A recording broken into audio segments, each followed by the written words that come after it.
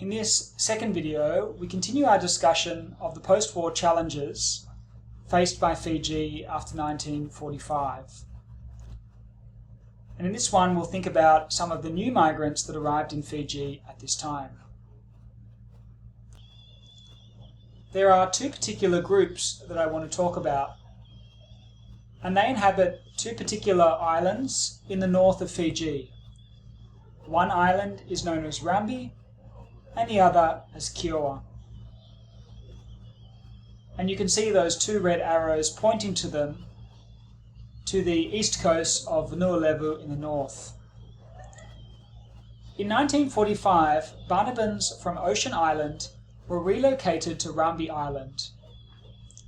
This island formerly belonged to the Tui Thakau, the indigenous paramount chief at the time, but it was sold to a long line of Europeans before it was eventually purchased by the Banabans.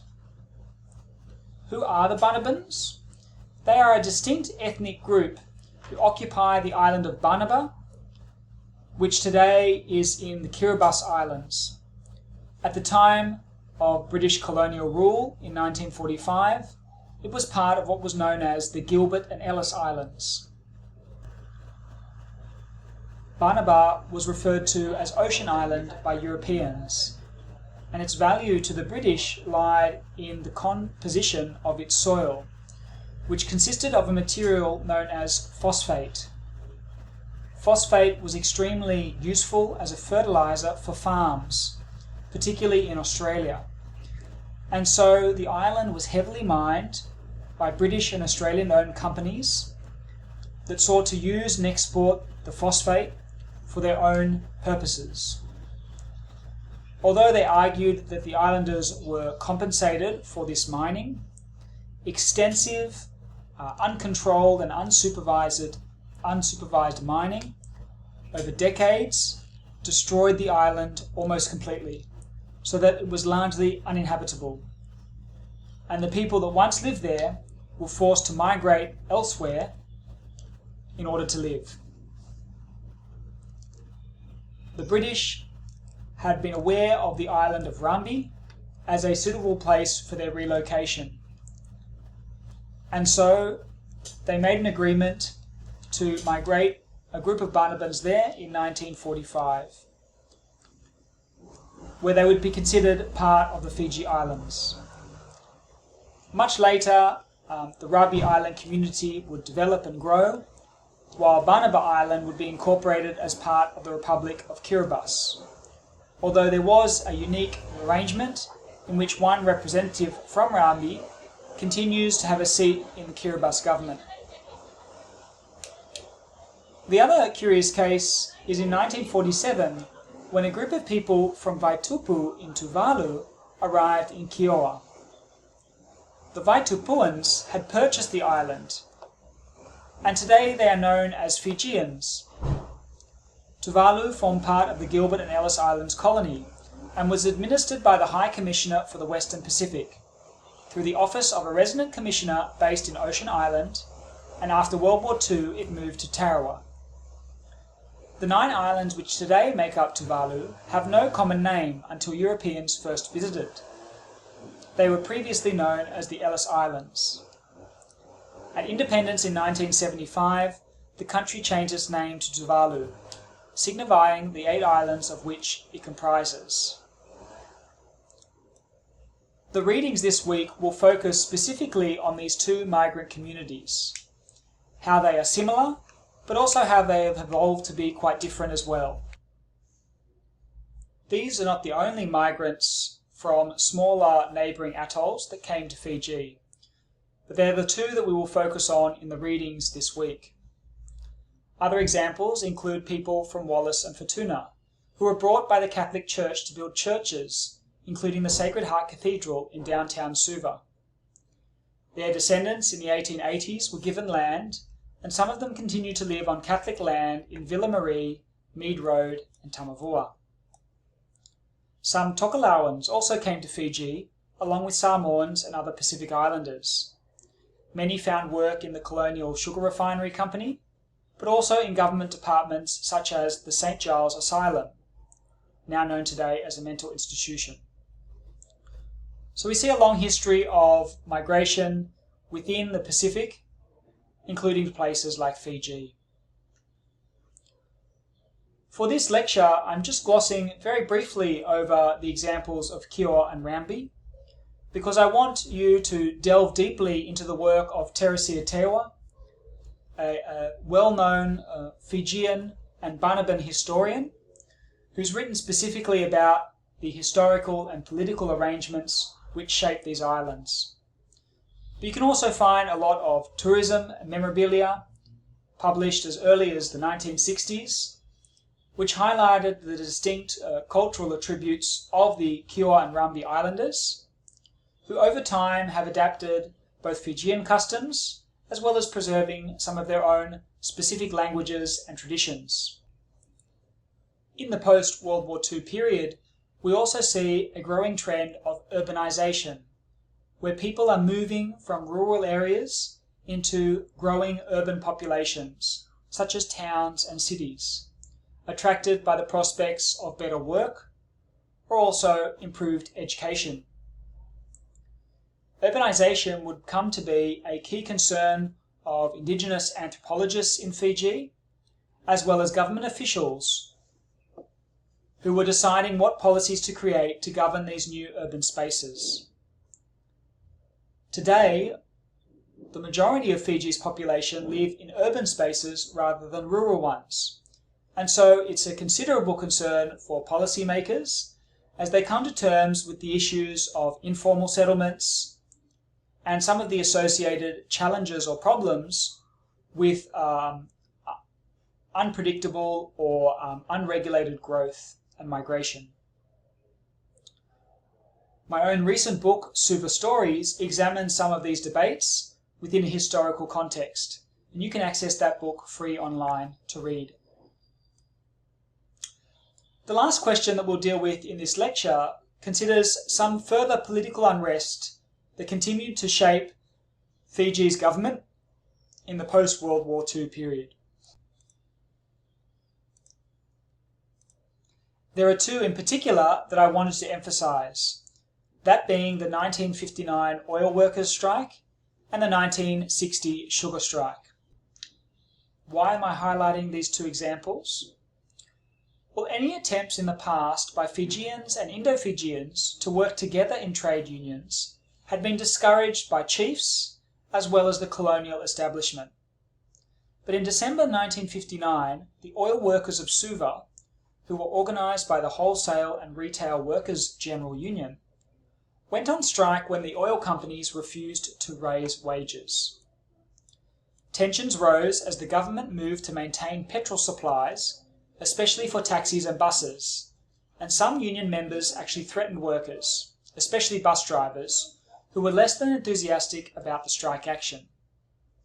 A planned meeting was banned by police, but workers refused to disperse and violence broke out. The police invoked the public safety regulations and declared a curfew. The government then appealed to responsible Fijian and Indo-Fijian leaders to call on their communities to end the violence, and the strike was broken. Later arbitration raised oil workers' wages from £3 6 to £4 11 shillings and 4 pence a week. This increase under arbitration suggests that the workers' claims about insufficient wages were indeed justified. But why are we highlighting this particular example here? Well, this strike had elements of an alliance between Fijian and Indo-Fijian urban workers, who were not only fighting for labour rights, but even possibly political rights. Leaders such as Itauke leader Apusai Tora and Indo-Fijian leader James Anthony used economic rather than racial arguments to unite their members against the government. The response of the government, however, was to mobilise the Fijian chiefs to assert Fijian unity, take over negotiations with employers, and develop Fiji-only trade unions. The chiefs were willing to do this because they were worried about the level of influence they exerted over urban Fijians. Their appeal to shame and to traditional values worked, and Fijian workers obeyed their chiefs and stopped any Indo-Fijian cooperation. They also returned to work. Racially segregated trade unions became common after 1959. So I think it's a really interesting example of how an early alliance between Italkei and Indo-Fijian unionists was squashed or broken by a concerted effort by the colonial government, who co-opted Indigenous chiefs in their interests. There's a great article by James Hartfield in the Journal of Pacific History, which looks at this incident in detail. It's also interesting as one of the first examples of a riot in Suva, where tear gas was used for the first time and curfews were enforced. So it's really showing the challenges that the colonial government was facing in combating these new trends of urbanization and increased political organization. The other strike, the 1960 sugar strike, was caused by disagreements with the colonial sugar refinery over payments and contracts.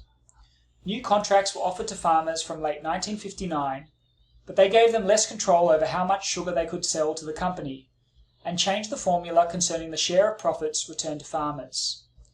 The cane farmer organisations tried negotiating with CSR, but CSR responded by reducing the length of its contracts from 10 years to 2 years.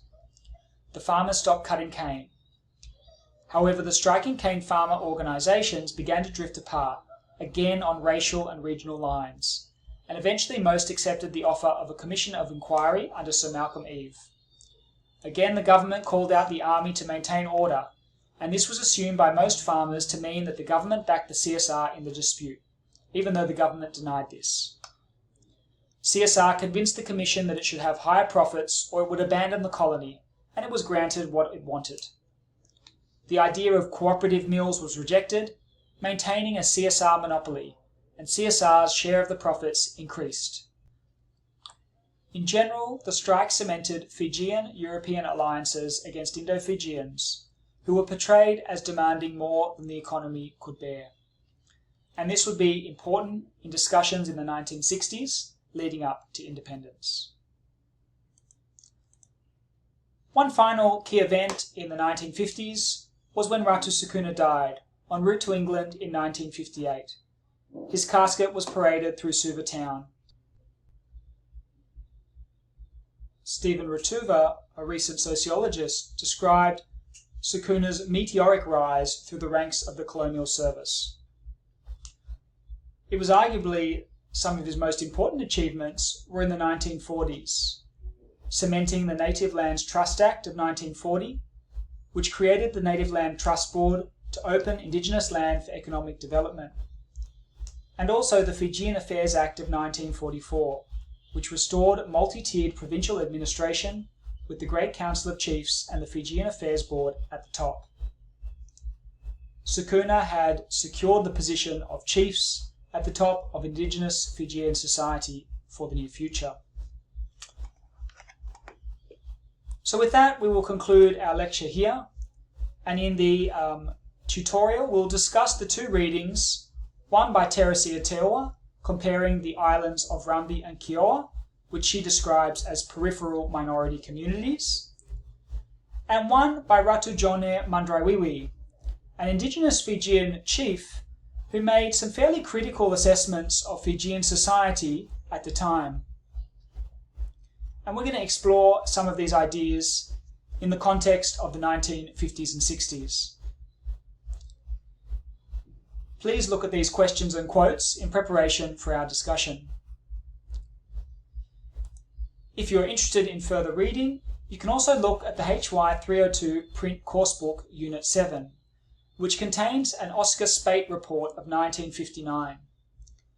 Spate was brought as an advisor to make observations about village life in Fiji and how to improve Fijian economic and social positions. Some of his statements are important for understanding the obstacles or challenges facing Indigenous Fijians in the 1950s and 60s. Thank you.